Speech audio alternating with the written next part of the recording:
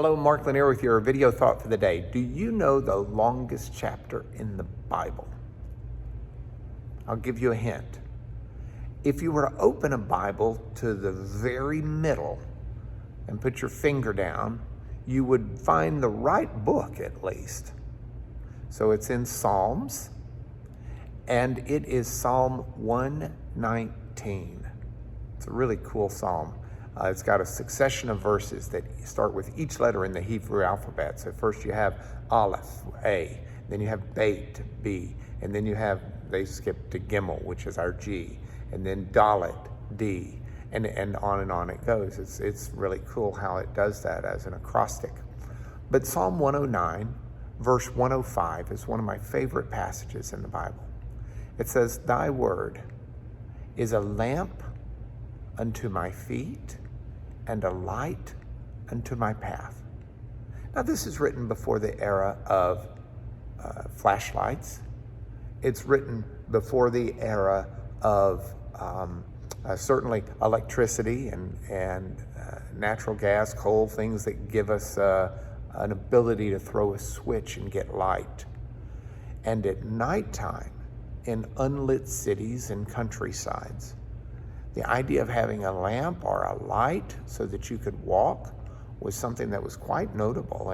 And the lamps that they used were basically just jars or saucers of olive oil, generally with a wick that would light. So it would soak up the olive oil and it would burn, but that's not a lot of light. "Thy word is a lamp unto my feet and a light unto my path." That's an amazing passage. And it's one that should not get lost on the Christian, because it's got to be in the forefront of the Apostle John's mind when he wrote his gospel. Why do I say that? John began his gospel. In the beginning was the Word, and the Word became flesh and dwelt among us. The Word being Jesus. Now, John calls Jesus the Word throughout this first chapter. Verse 14, he says, "And the Word became flesh and dwelt among us." But in addition to calling Jesus the Word, he references Jesus as something else over and over and over. He says Jesus was the light, the pure light that came into the world and shone into the darkness. So Jesus the Word is the pure light.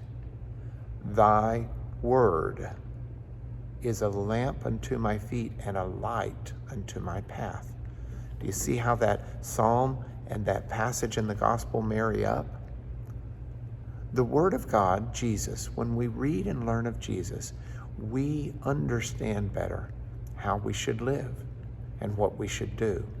Before I sign off, let me tell you that yesterday I was in this chapel teaching, and I was teaching on the way the Ark of the Covenant reflects Jesus. You can see that teaching still on YouTube if you want to go. But I had kind of the ultimate visual aid. I had a replica of the Ark of the Covenant. And one of the things in the Ark of the Covenant were the 10 Commandments. And I grabbed one of our stone replicas of, I guess that would be 5 of the commandments. Whoops, there we go, see it? And I'd lift this up and put it on the video, but it's so stinking heavy you can hear it knock just when I set it back down. The law was written on those stones and put inside the Ark of the Covenant for the Israelites to take around. And I got to tell you, the law was extremely heavy. Jesus gives us something that contrasts to that law. His burden is light. So we can try and follow the law as carefully as we can. We're never going to be perfect. We're always going to have struggles, whether it's greed or envy or self-control or humility, trying to find that instead of pride, or whatever our problem is, overindulgence of this, that, or the other desire. But Jesus gives us a light to our path, in that we can follow him and his righteousness right into the presence of God. I'm going to talk about that more in the coming days, and certainly next Sunday, so I don't want to ruin it now. But your video thought for the day is pretty simple at this point.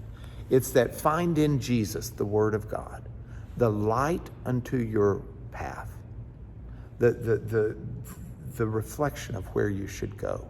He will lead and we should follow. And that's not a heavy burden like the law.